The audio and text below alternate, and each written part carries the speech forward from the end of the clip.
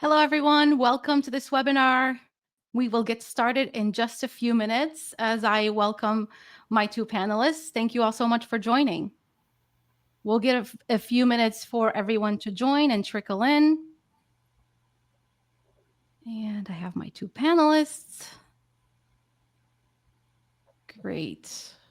And for our team in the backstage studio, is sound and video good? Let us know if you have any issues before we get started. Tudo okay. Great. Perfect. Love it. Okay, I will give another 30 seconds for people to trickle in. We're just at 2 p.m. Usually people will trickle in, 2:03, 2:05, but we'll try to get started on time as much as possible. All right, 14 people are already live. So I think that's an indication for us to get started. Again, welcome everyone that joined us today. Thank you so much. We're excited to host this webinar today to talk about defending ourselves in our businesses against AI tools that enable cyber criminals to breach our privacy, data, and sensitive information and just cause a lot of headaches for a lot of us. And so I am so excited. Today I'm joined by Peter Warmka.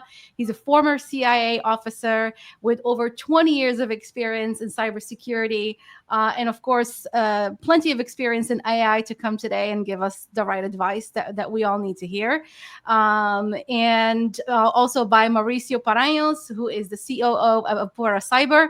It's a leading cybersecurity company in dark web monitoring and OSINT space, really helping the majority of Latin America organizations in their cybersecurity programs.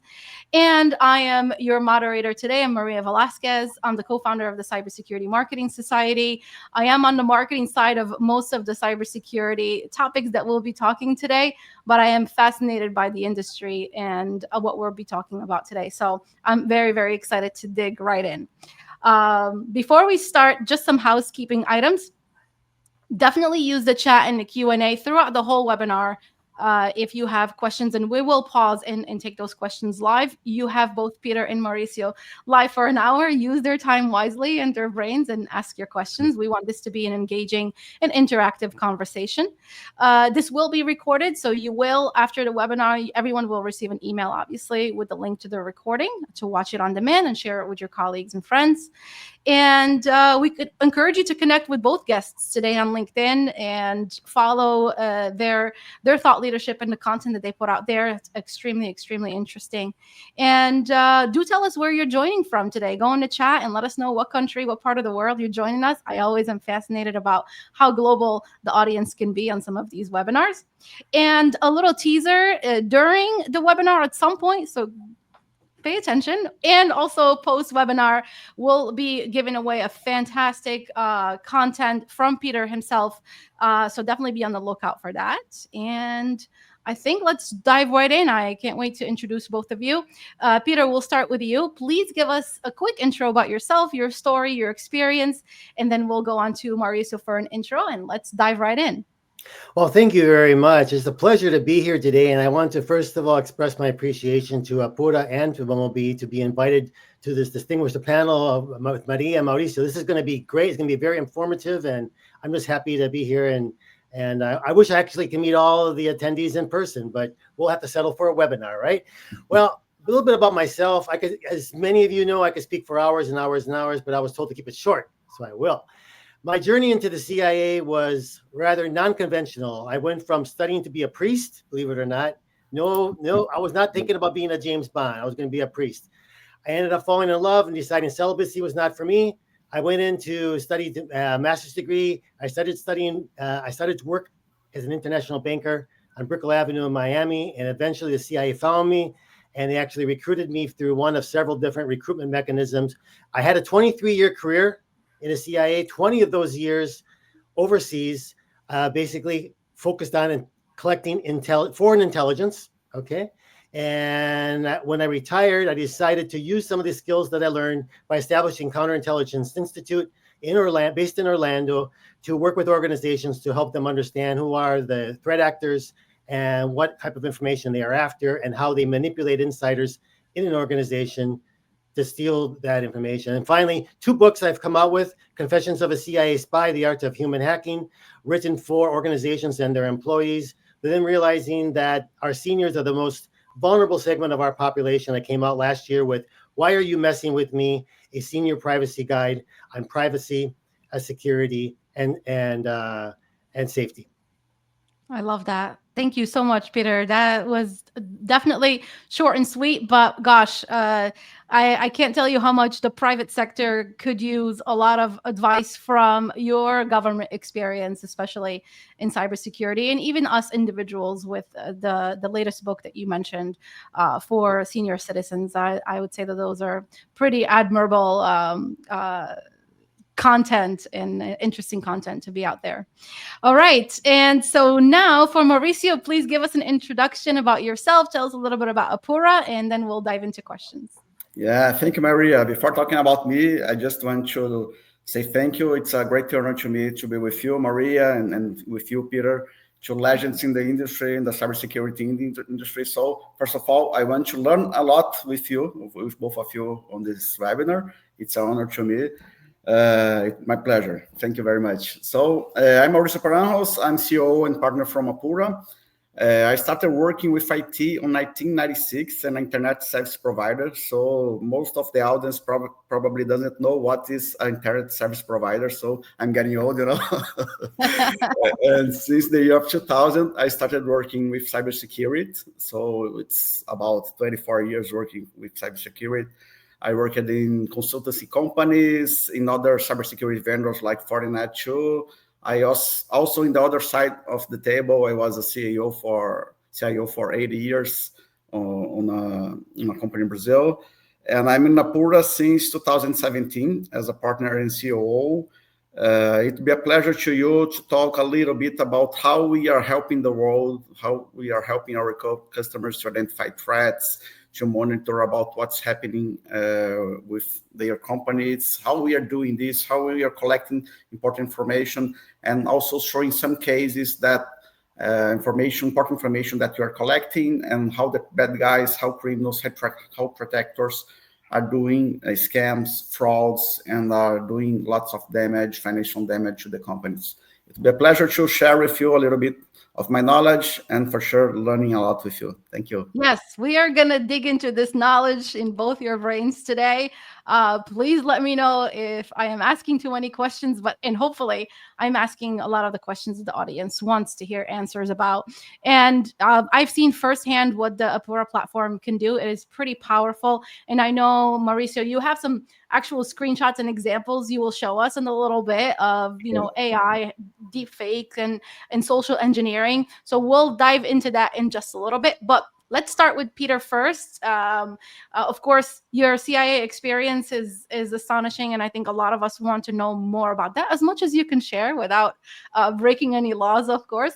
But yeah, let's start with you. So tell me, what has your experience as a CIA agent taught you about human hacking, and how is it different than what we're seeing like in real life, or maybe on a smaller scale for like mid to small businesses? Mm-hmm. Well, first of all, I would like to clarify, because some people might say, "What is human hacking?" I interchange that word a lot with social engineering. It's one and the same. At the end of the day, the social engineer is using their skills to be able to manipulate an individual, typically manipulate an insider in an organization, to circumvent the policies, procedures, and technological controls put in place to safeguard the organization. So they're using that individual, they're manipulating that individual to do something to help facilitate that breach, right?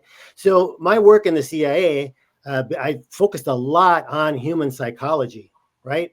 First of all, we need to understand what are the motivations and objectives of a threat actor. I was a threat actor. Okay, I was a threat actor for over 20 years. To my country, to the CIA, I was a patriot, but I was the enemy when I was operating overseas. I was the threat actor. Okay, so every threat actor, and there's a variety of them. You have criminal groups. They might be interested in in particular obtaining information to resell. I mean, it's pretty much financial gain, or it could be ransomware or some other type of financial, exploitation. But basically, it's financially motivated. You have intelligence services, and they're very, very active today. And they're typically out to get information basically for their national security, right? And you have industrial competitors who are looking to compete with particular companies. Then there's activist groups, right? These are all threat actors, and they're all after information for different reasons. And so I think it's important for organizations to understand who could be those threat actors and trying to target their organizations. And then we have to really, the most important thing as a threat actor, of how we're going to go after an individual. How are we going to spot that individual, identify an individual who could be a particular target for us? And then how are we going to assess that individual? We're going to have to get to know what are their motivations, what are their vulnerabilities, create that sort of personality assessment profile on them and know how to leverage those motivations and vulnerabilities, how to leverage that to get them through any number of different type of social engineering tactics, human hacking tactics, to actually accomplish what we're trying to do. So that's kind of like in a nutshell is some of the things that I learned.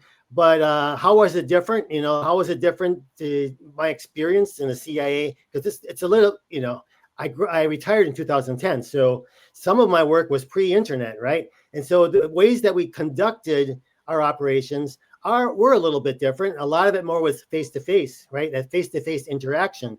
Now it's amazing the expansion of targets. First of all, before we could identify a few targets that maybe had access to what we wanted to pursue. Now, practically any individual working within an organization is a potential insider target because they have access. Today, almost everybody has access to a lot of information. It's not that well compartmentized, right? So the attack, the number of insiders that could be targeted, including yourself, right? I mean, depending on where you are in the organization, you could be a very attractive insider. And then the expansion of the attack vectors. Okay, before it was pretty much that face-to-face contact and being able to get in touch with that person, or maybe by phone.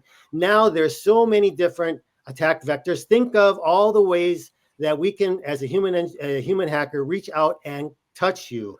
Could be through that email, could be through that text message. It could be, and a lot of times it's through social media. I mean, the DMs on social media, or it could be through that phone call, or also it can be through that face-to-face contact. So there's a much more access to individuals who have access to information. There's more ways that we can get in touch with them. And probably, just as if not even more important, I think this is something that Mauricio will be talking about also, is that targeting data. The amount of data, the amount of information that's already out there on the internet, if you know where to look for it, whether it's OSINT or whether it's on the dark web, that information that we can acquire as human hackers to really increase the efficiency of who we're going after and increase our success rate, just because that information is pre-attacked information. So that's a big way, really, I think, sum it up, my experience as working in the CIA pulls all this together, and human psychology has not really changed. It's that we have technological advances and other research tools and things that we can utilize, but it really hasn't changed in that amount of time. Absolutely. Human hacking is the same. Absolutely. And I mean, you talk about orchestration and what's different today than it was 25 years ago. Threat actors can automate now at scale and really target multiple organizations, thousands of people all at the same time with one script, right? We from a business perspective, I think organizations are always trying to understand what's the known and unknown asset that is out there that I don't know about or know about that could be a potential risk, and how do I assess that risk and how do I prioritize it in my remediation plan?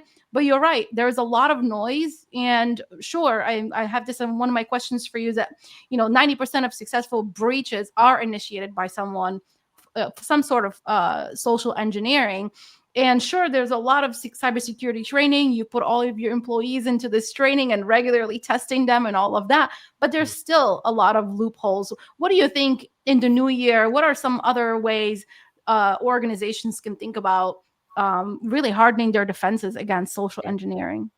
Well, before speaking about recommendations other than training, I need to address one issue, a couple of problems, really severe problems I see with our current training in cybersecurity and why it is not effective as it really should be. First of all, I think the training and how it's presented today is treated as compliance training, right? Yeah. We have to conduct this training as an organization to make sure that we comply. And so when the employees receive this training and they realize it's compliance, I got to comply with this or otherwise I'll lose my job. Okay. So a lot of this training is on demand and, they'll take it when they want to, which is fine, but then they'll pull up that video, they'll go through the program and they will multitasking while they're doing that, right? They'll be listening to a video in the background and they'll be looking at their emails and then they'll be answering a question and need to get maybe 75% on the test. And if they don't get it, they can go back multiple times. Eventually they'll get that 75%. They'll get their certificate. They'll proudly forward that certificate to their boss, and their boss will proudly forward all the, they'll say, we're in 100% in compliance. We're good for another year. But at the end of the day, what does that really mean? How much is the employee retained? What is the value of this training to the employee? And sadly, it's not very much because the employee is doing it for compliance. They're not realizing that pretty much all of these things, when we talk about human hacking, threat actors, whether it's the organization that's being targeted or whether it's the individual, the individual is being targeted in their homes, you being targeted, people after your financial resources, your parents or grandparents being targeted, and people who have lost their life savings, or children that are being targeted, by predators. At the end of the day, it's a lot of the methodology that's used and how it's executed is the same, whether it's against an organization or an individual. So I think the organizations need to present this training as a benefit to their employees. This is going to help you in your life skills to help protect you and your family. And in turn, it will also help protect the organization. So I think that really needs to be turned totally upside down, because I'm very disappointed with seeing organizations that continue to follow the compliance, we're doing this as compliance training. So I think that's one of the most important things. And so that training needs to be, on the top of things that we need to do versus like the very bottom. Oh yeah. We also need to provide training. That's like the very bottom. I think it needs to be at the top. And then I think organizations need to be much more careful how they handle sensitive information. There's a lot of leakage of information that maybe they don't realize that this is information that makes them vulnerable, right? Because, they're putting out press releases and they want to have, top of mind for their customers about what they're doing and how they compare with their competitors, how they're better than their competitors. But there's lots of information in press releases that probably shouldn't be there. There's a lot of information within job postings. I saw one the other day. It was by it was on Indeed.com. It was a company that was advertising for AWR. Let me see. It was an architect, IT architect. Like and GRC. So they had all, it's like 3 pages of requirements to include. It pretty much spelled out the entire IT architecture of that firm, because they want to make sure that the applicants had all these different skills and experience, and these types of. I said, you got to be kidding me. I mean, they make it so easy, right? And so that kind of information needs to be, and also social media postings. We talk about individuals having to be very careful about how they establish their social media profiles, having privacy settings. Don't put any information out there that could make them vulnerable. But organizations are also allowing information to be posted on their own social media profiles that can make them extremely, extremely vulnerable, and even photographs. People are taking photographs in front of their workstations and without realizing what's in the background. I mean, sticky notes with their passwords, right, to log on. The screen of their computer with maybe we can see what they're working on, what project they're working on, what programs they're working on, so et cetera, et cetera, et cetera. There really should be somebody, in addition to the education, the awareness, there should be someone within the organization that takes on that leadership role in regard to security, making sure that things are not put out there. Maybe that some of these job postings should actually go through this individual. Or is it, from a security standpoint, is it okay what we're putting out there? These press releases, is it okay? There should be someone that's actually taking a look at this day to day, because once that information is out there, it is out there, right? And it's too late. Absolutely. And you touched on two things that usually the marketing teams at cybersecurity companies are in charge of, right? Putting out that press release and managing social media. And while we do take the cybersecurity training that you mentioned, it's not every day that we're applying what we learned. And I saw somebody made a comment that most cybersecurity trainings are so boring. So this is your PSA, companies. Make sure you do something that's actually fun, that people are going to pay attention to, and want to apply every day. And you made a great point, Peter. Make that cybersecurity training also about them and their personal life. Because, hey, if I learned something in that training and I know my grandma is definitely going to be a target, I'll call her right after and say, hey, make sure you use a password manager. Make sure you use Great. multi-factor authentication. All of those things that usually our parents and grandparents don't know about. The average Joe definitely doesn't know about. So those are amazing When I get comments from advice. individuals when I speak a lot of events, they don't come up to me and say, "Oh, this is how my company or the company I work for was targeted. What happened?" They come up to me and say that their parents or Yeah, their sister or their brother or their children, they talk to me about these personal stories about. I mean, that's where they see the relevance. Really, that's where they see the exactly. relevance. And I think the Exactly. companies really need to leverage that. Exactly. So, Mauricio, I'm going to jump to you actually really quickly before we dive into AI. And I know that that's one of the main topics here. Peter, you mentioned an OSINT tool. This is for organizations to understand what's out there that is making them more vulnerable. Mauricio, can you talk a little bit about Apura? Obviously, that's what it is, an open source intelligence tool that actually helps organization understand really what's out there in their name and what they need to remediate from a security risk perspective. Talk to us about what Peter just covered and how Apura could solve for that. Sure. If the we can start our slides here, please. I have some Yes. slides here. Okay. It's not a trail. It's a trail. It's not a track, and also just to help us to understand a little bit more about it. So Absolutely. let's start about talking about the intelligence report that our team has done.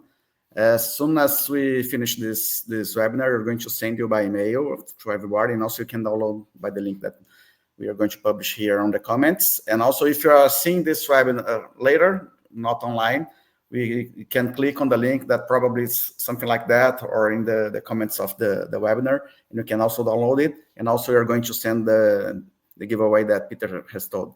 So this report that our team developed, it's a very full report, very focused on the human factor, on social engineering. How can we protect this? How can we identify important information? We have lots of information that we can find in the paper. Okay, so it would be great for you to check it out.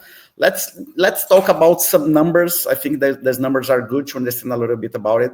And the Verizon Data Breach Investigation Report, it's the largest report regarding true data breach that we have in the world. They publish this report once a year, and Apura, our company, helps them with lots of information about the incidents that we help.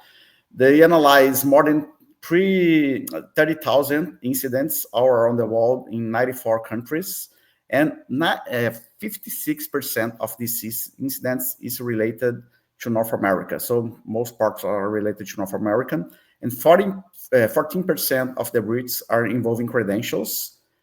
50% of these credentials are involved under the breach that are detected.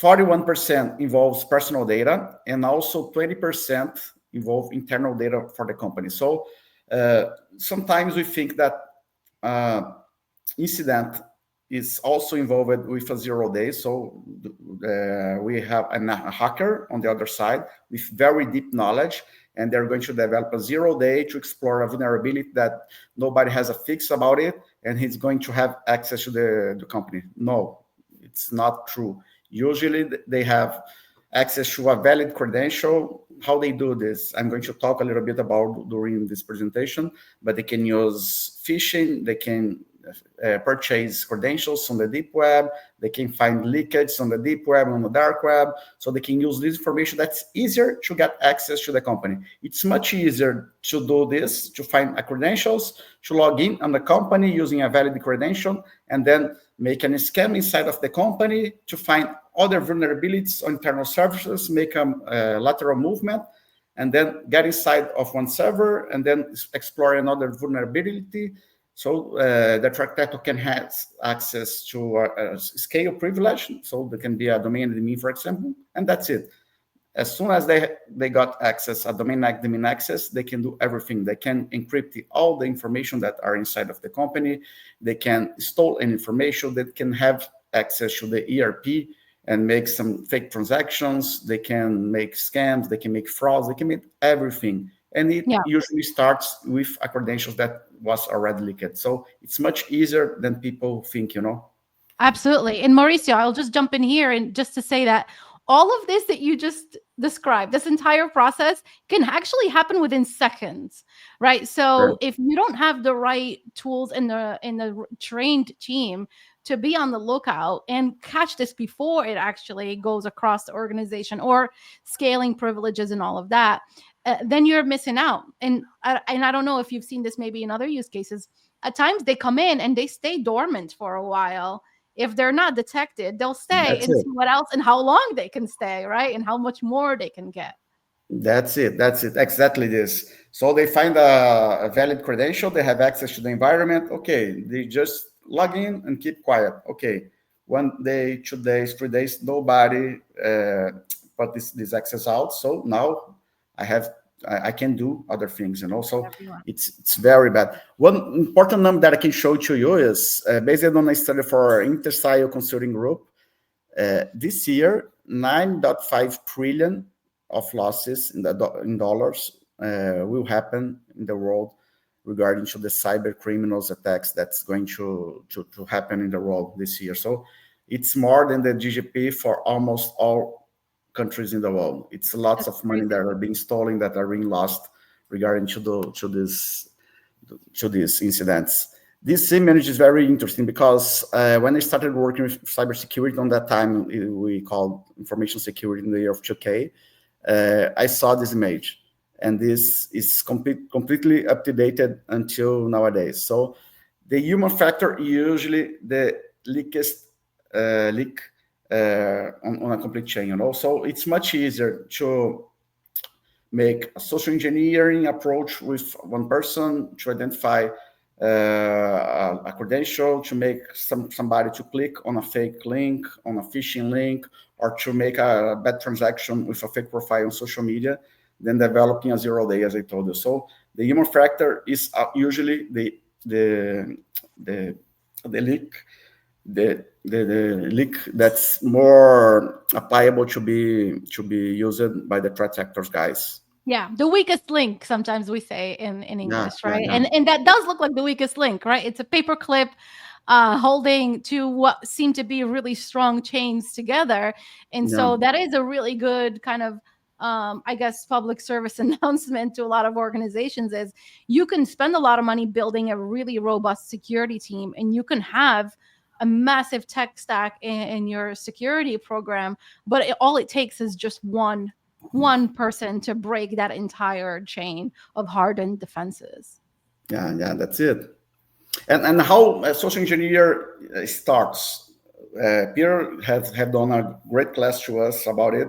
But usually the threat actors that Peter was a threat actor in the past regarding to the country, but usually how they do, they use fear, uncertainty, and doubt. So they are using marketing and sales techniques, because we also use this on marketing and sales, to make people on the other side to be fear of they are going to lose a great promotion, for example. So you have a price of 50% discount of something that you are going to purchase.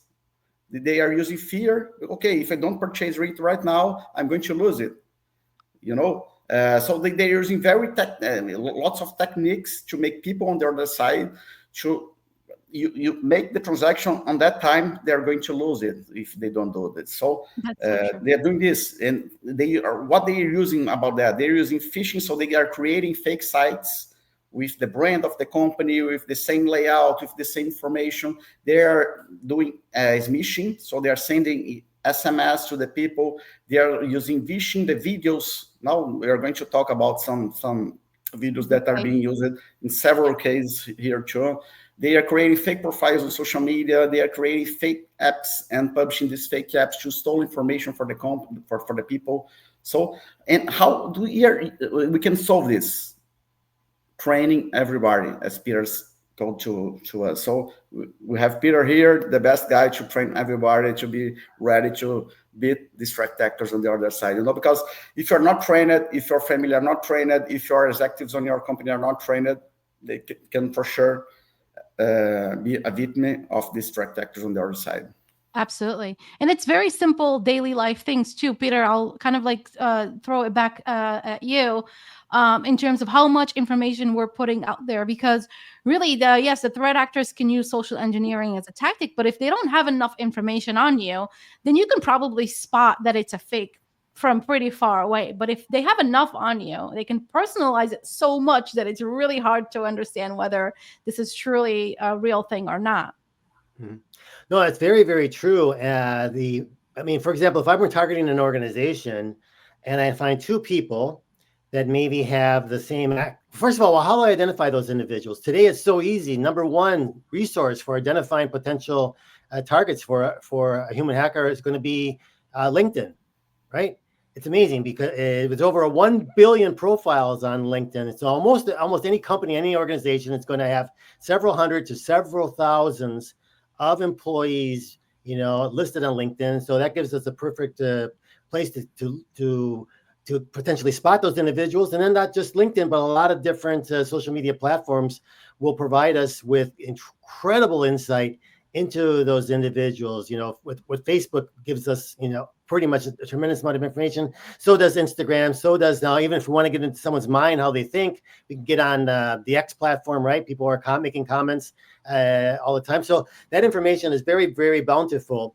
And I think if, we want to get into discussing about AI, I see AI as providing twofold benefits for the human hacker. The first one is that accumulation of information, okay?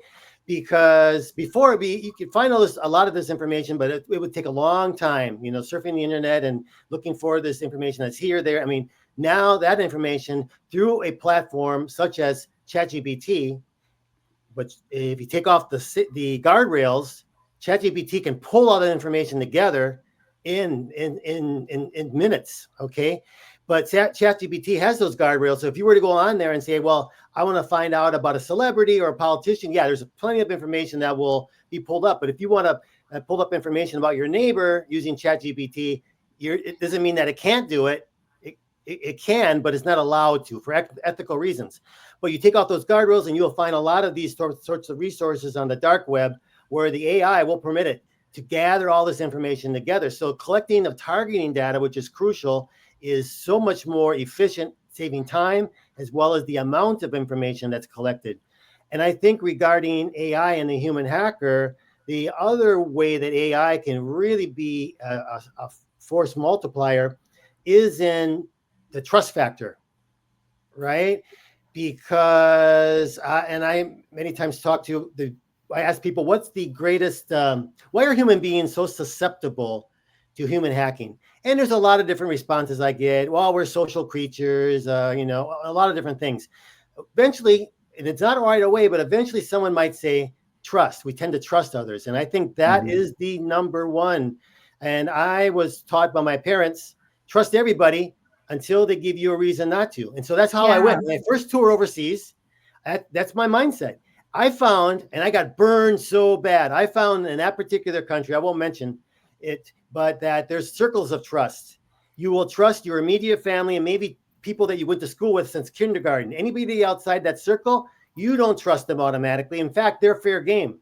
So, we have in countries where it's cultural, right?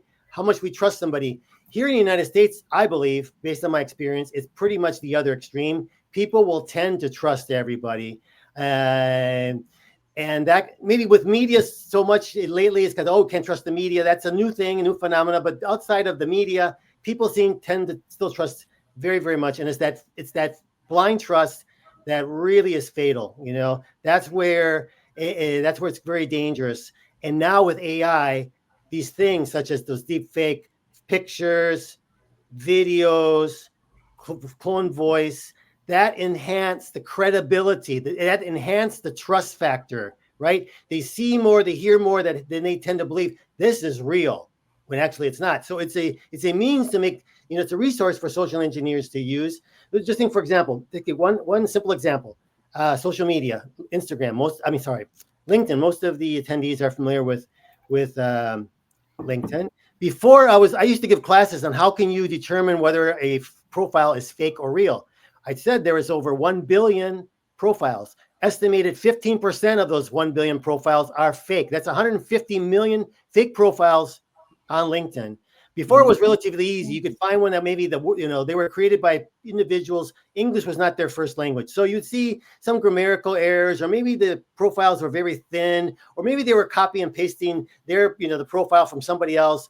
Or, you could always look at that photograph and find out, can I find this photograph somewhere else on the internet where, it's in another name? Oh, all these are red flags, right? Today, most of these don't work anymore because a human hacker can create a very convincing profile using something like ChatGPT.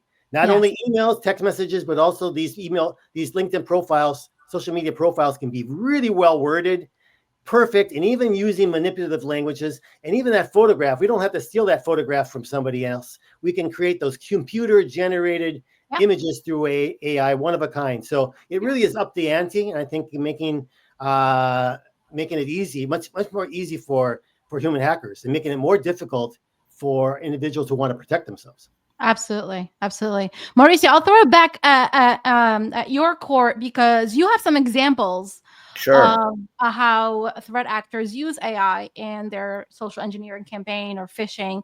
I'll let you talk through some of these examples on the screen. Okay. So as we're talking about, phishing attacks, totally common nowadays.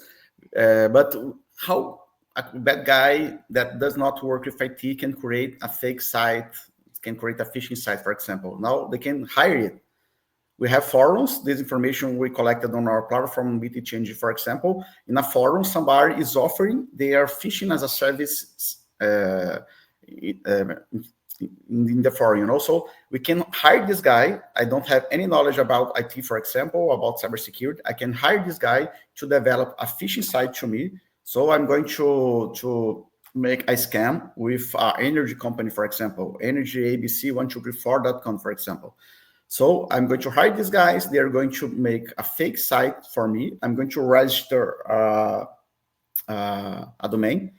So, example, if the domain of this company is energyabc123.com, I'm going to create a domain, energy123abc.com, for example, something similar. I'm going to ask this guy to create a phishing site for me with the same structure, with the same logo, with the same information. It's totally similar than the original one.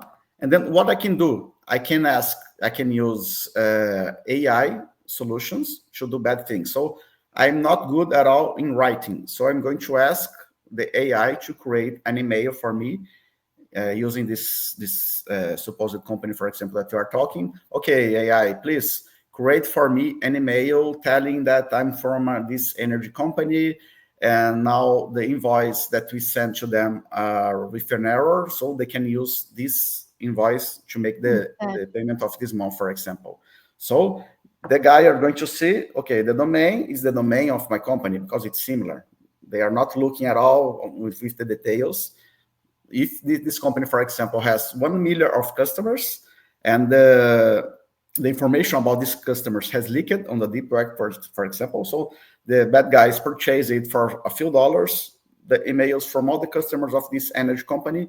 They already registered the domain. They have all the emails of all the customers. They use AI to create an email that it's more impressive to the audience that are going to receive this email, and then they're going to send this email. They have 1 million of customers, for example, and 1.01% of these customers click on the link and make the payment, and send, for example, $100 to pay their energy bills. How much money this threat actor is going to receive, So that's what, so they are doing things like that, Also, we can hire on the internet, for example, a deep fake as a service. This guy in a Telegram group, also we collected this information on our platform, is offering their services to create a face substitution, a deep fake for $50. So you pay Wow. them, they create any video, they create anything with uh, the message that you want, the information that you want, the face of the people that you want. They can Yeah. use they can use, do for example, to create fake ads and publish on Google, publish on LinkedIn, publish on Instagram, on Facebook. Fake profiles, fake information with fake people telling bad things. So they are going to use the whole audience to click on that link, to send payment information, to send credit card information, to send their personal information to do Yeah. I such mean, a it's bad thing. crazy. Yeah. I mean, it's crazy to think that. I mean, it's pretty much a business, right? You actually spend money because you expect a return from this. It's crazy. That's it. Yeah. And the return is so great that it's actually Yeah. worth spending money to get your, deep fake campaign up and live across all kinds of Yeah, channels. that's it. When I Um, started working in the mid-90s, when we have a cybersecurity incident on that time, it was just somebody that has a deep knowledge about cybersecurity, that has access to a site, and changed the site and said, hacked by the name yeah. of the guy, or Yeah. hacked by the team, just to say, okay, I'm the guy, I can do this. Yeah. Nowadays, the criminals are inside these incidents. They are getting lots of money. We told them, trillions of money are being. Yeah. Yeah, very, very different. Okay, Yeah. let's take a question from the audience, and please do put your questions in. We have about 20 minutes to go. We will take the last 10 minutes to just take questions only. But here's one. So, how can employees use AI in a secure way? How do we avoid leaking corporate information while using an AI tool? I don't know, Peter, if you want to jump in real quick to answer that, and then maybe Mauricio, from your Mhm. perspective, being and managing a cybersecurity company and service. Okay, well, from a standpoint of AI tools, that having an AI tool that's going to be looking for those keywords that are going to be maybe posted on a line somewhere that could identify really quickly, hey, has this information been leaked? That and maybe know that almost within minutes. Although once the information is leaked, it's leaked. But maybe it gives us an opportunity to take on some how we can defend against what could happen because of this information being provided. I'll let Mauricio go on from there. Yeah, Yeah, and Mauricio, more so, like, what are the protective defenses and strategy that corporations can add to their security program to stay mhm. ahead of these threats? Yeah, let me just comment the case, the public case that probably most of the audience already knows it. It happened this year where an executive participated on a fake meeting using deep fakes on somebody saying that he was the CEO of the company, saying that the CFO to make a transaction of $25 million. On the beginning, before the meeting, the CFO found it a little bit strange. But when he joined the meeting and saw the CEO online saying, okay, you have to do this $25 million transaction, he said, okay, the CEO is telling me I'm going to do. But it was totally fake. It wasn't the CEO on the other side. It was a deep fake video. And this deep fake video made the CFO to make a $25 million transaction in Hong Kong. So you can't just believe in everything you see. You have to have other ways to guarantee that those guy that's telling that you have to do something is really this guy. You Yeah, can't just believe in everybody and everything you see and everything you listen. The world is yeah, changing, and we have adapted ourselves to the new world and to not believe in everybody and everything that you see and you listen. Yeah, absolutely. Maria, could I add to Mauricio's comments there? Absolutely. It's sort of like, can't just believe everything. And so this is why I talk a lot about, tempered trust, right? Well, I want people to be a little bit paranoid, not overly paranoid, but there's a certain amount of healthy paranoia. We need to be a little bit skeptical. And it's when we got that incoming message, whether it's an email, text message, a phone call, they could be using cloning the voice of the boss. There's a lot of different ways that things could be presented to us. I think we need to look at not being skeptical or not being worried about every single thing. What is there an ask? Is in this message they are asking us for information that could be sensitive information, or they're asking us to undertake an action, such as that wire transfer of $25 million. If that information, if that's fraudulent, and we just go with it, it can have severe, detrimental consequences to us as an individual or to our employer. That's when we got to step back and think, before I go forward with, complying with anything here, I want to verify, right? I want to verify that this, in fact, is a valid and true request. Who should be taking, why are we taking instructions over the telephone? Even if this is what social engineers do, right? They try to circumvent policies, procedures, even if there's a procedure to have things in writing. Oh, it's an exception, right? The boss is calling. I need to do what the boss is asking me, to do. It's an an exception, urgency, right? yeah. So this is when we got to step back and really verify, right? Verify before trusting. It's not trust, then verify. It's too late.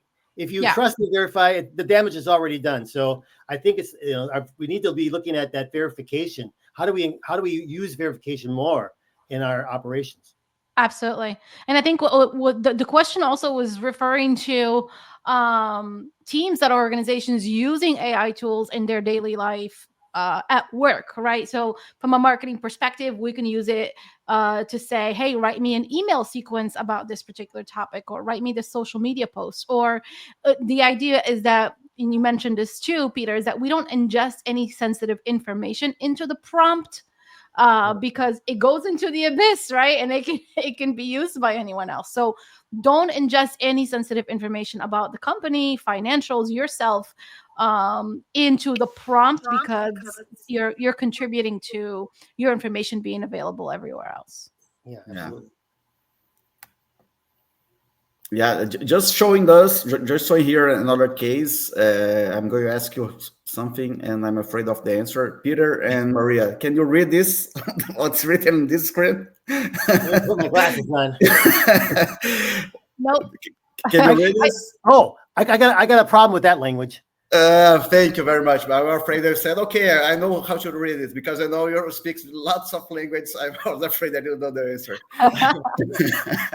I didn't know it's on Russian. I don't speak Russian at all. But we found this information on BTT and Journal platform again, and the platform translated to us. This guy is offering services to make deepfake as a service, and then can translate and make it in real time during live calls, Exactly what happened on the case of $25 million, as we told. This guy's offering these services. You can purchase from them. We can hire them to do this, making a call, making a meeting, using deepfake, and somebody representing anybody, and do it whatever you want. So the world is changing, my friends. That's amazing. And if I could just have you take a quick 30 seconds and do an elevator pitch of how BTTNG could find that kind of information. Talk us through like how the platform can scour the internet, both dark and what's available, known and unknown, and bring back critical information that organizations need to pay attention to. Okay, so let's do it. How BTTNG works. So we have thousands of bots connected in hundreds different kinds of sources. So we have bots, for example, connecting Telegram groups, Onion groups, WhatsApp groups, social media, Instagram, LinkedIn, YouTube. So we are collecting lots of information, processing it, using AI to identify audio message. We are going to transcript this audio message, the video message, making OCR from image. So we have all this data on our data lake. We process all of this information and identify everything that's happening in the company, outside of the company. So it's a corporate solution. It's not a B2C, it's a B2B solution. But the companies can identify what's happening outside of their control. Because usually the companies has lots of solutions implemented to protect the environment, to identify what's happening inside. But it's also very important to monitor what's happening outside.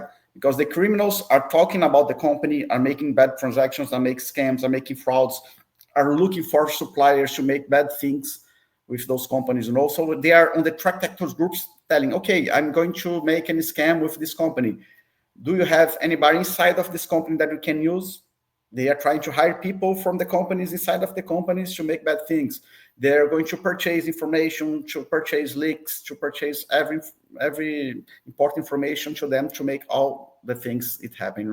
So what it's important to us to do, to monitor what's happening from our companies on outside, because you don't have control. You have some control about what's happening inside. We have some solutions about that, but many things bypass these solutions. Many things bypass these barriers, these protection solutions.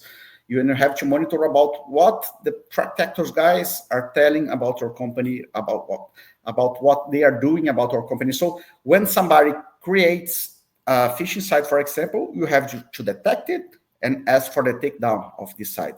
We are going to avoid lots and lots of frauds that probably your customers, you're going to click on these bad links, you're going to send a message on the fake profiles, are going to install fake apps, So you have to take these things out of the network. You have to protect ourselves. So you have to detect quickly to solve the issues quickly.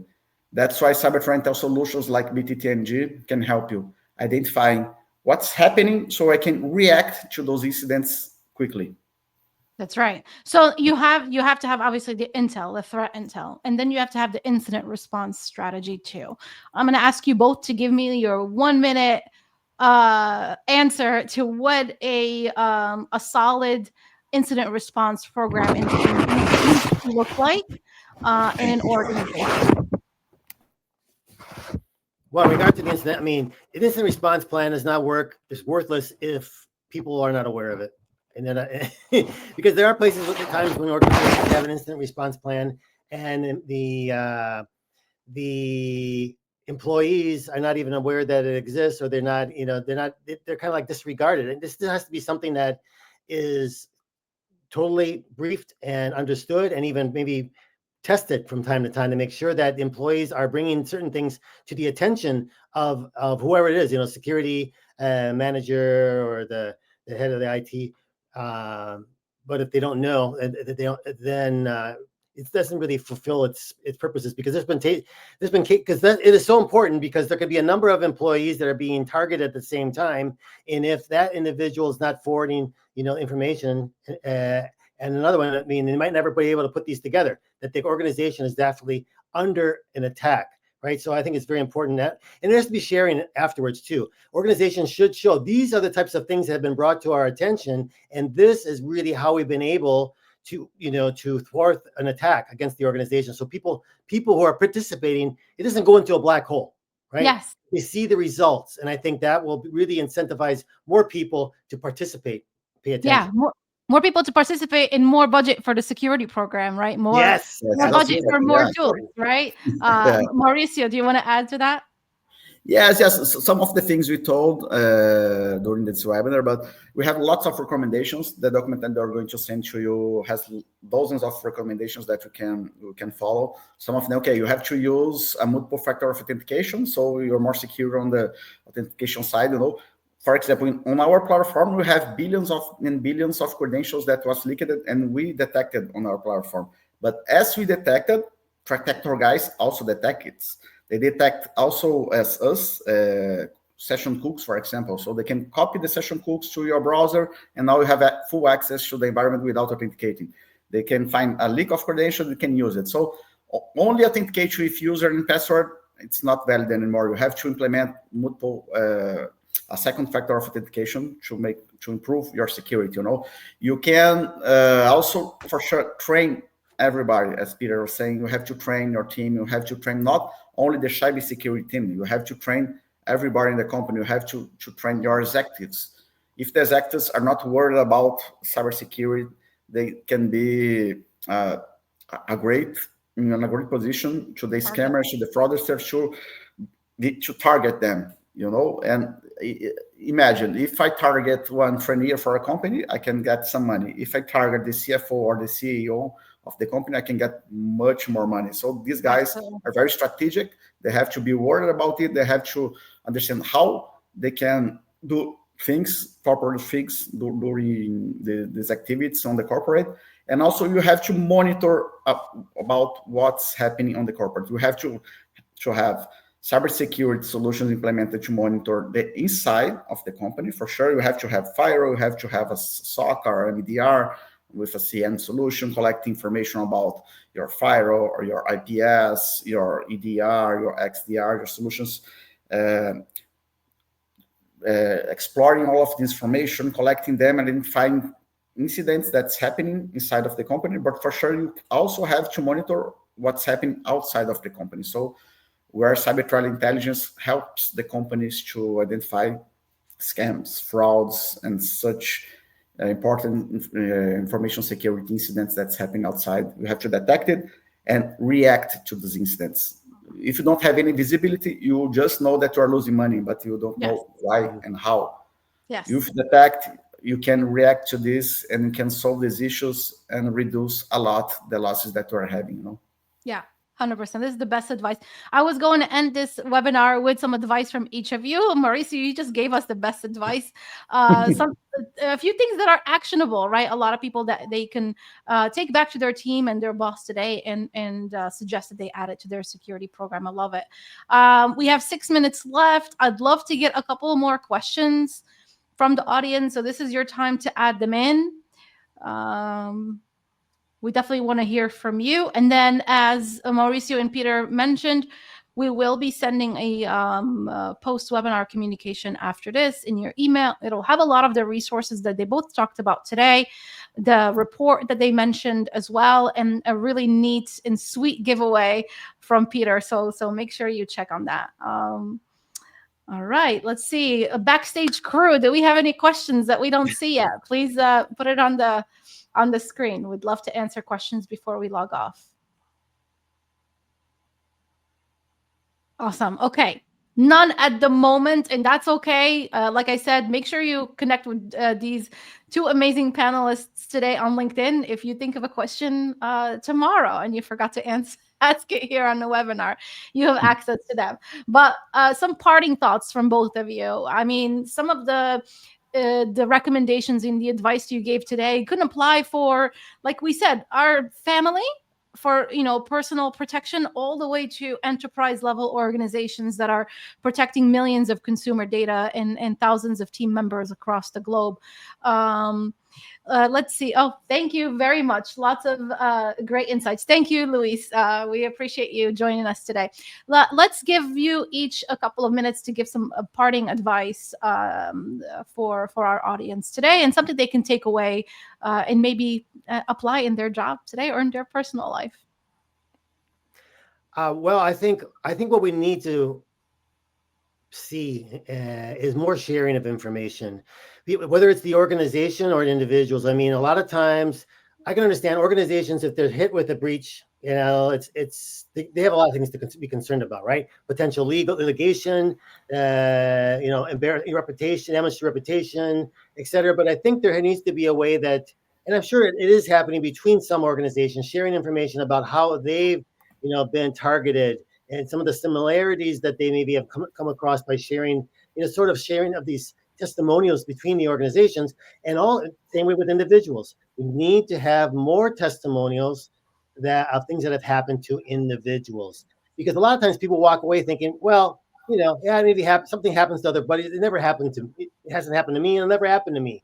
But if you hear stories about what happened to somebody in your family or a member of someone else's family, it makes it much more real that this can definitely happen to me. So I think the sharing of stories regarding how people have been targeted, even if people have been victimized, there's nothing you should be shamed about in becoming a victim. It's being able to help others lessen the possibility of them being victimized. And I think we need to go a lot further regarding to that kind of sharing of information. As I mentioned earlier, more oversight, of information that the organization is putting out there.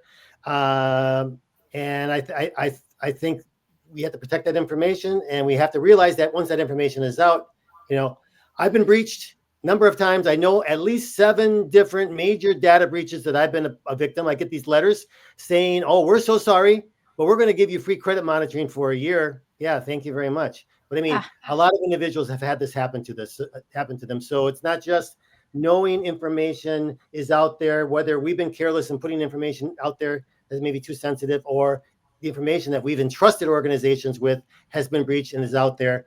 Now we got to realize, okay, that information in the hands of the bad guys, how can it be used against us? Be cognizant of that. Absolutely. Yeah, that's it. I totally agree with Peter. Everybody can be a victim for a cyber incident, social engineering. Almost every day I receive smishing, I receive phishing, I receive phone calls from fake people that are going to do a scam with me. As I'm trained it's much more difficult to make it. I don't remember anyone they were successful. But if you're not trained, if you're not prepared, for sure you're going to be victim. You have to be prepared, you have to be trained, you have to train all the corporations, you have to train all the citizens about it, and you have to implement such little things that we told them on this webinar. You have to implement multi-factor authentication to protect your access to the systems, to your social media, to our email, to our corporate access, to our corporate systems. You have to have a mind, to just keep in mind, trust your instincts. If you think that's too much, it's too easy, it's too cheap, don't do this. Check the information in the right way. Check if it's true that's happening. If somebody's sending a discount, okay, pay this bill with 50% of discount. Okay, let's check it out. Just don't pay. Okay, but if you don't do this today, if you don't do this now, somebody can call you. Okay, you have to do this payment now. No, I'm not going to do this now. I'm going to check all the information. Please send me by email. Let me check on the official website of the company. Let me call to the company to check if it's really happening, And you have to monitor what's happening. Principally, we are talking about corporates. You have to monitor what's happening of your company outside of your company. So that's important to do this, because other way, you don't have any idea about what's happening. You just know on the end of the year that you lost lots of money in frauds, but you don't know how it's happened. So monitor it, detect it, and solve the issues that are going to be detected quickly. Love it. Love it. Thank you both so much. Everyone, thank you so much for joining us today. In the audience, we hope you found this webinar helpful. For the recording, definitely check your email, check the Apura website. It will be available as well. And lots of goodies coming your way from a content perspective from both our panelists today in the email communication. And yeah, be on the lookout for future webinars. We will most likely do more of these. We'd like to hear from you or any particular topics that you'd like us to cover. And hopefully we'll see you on the next one. Thanks so much for joining. See you next time. My pleasure. Thank you.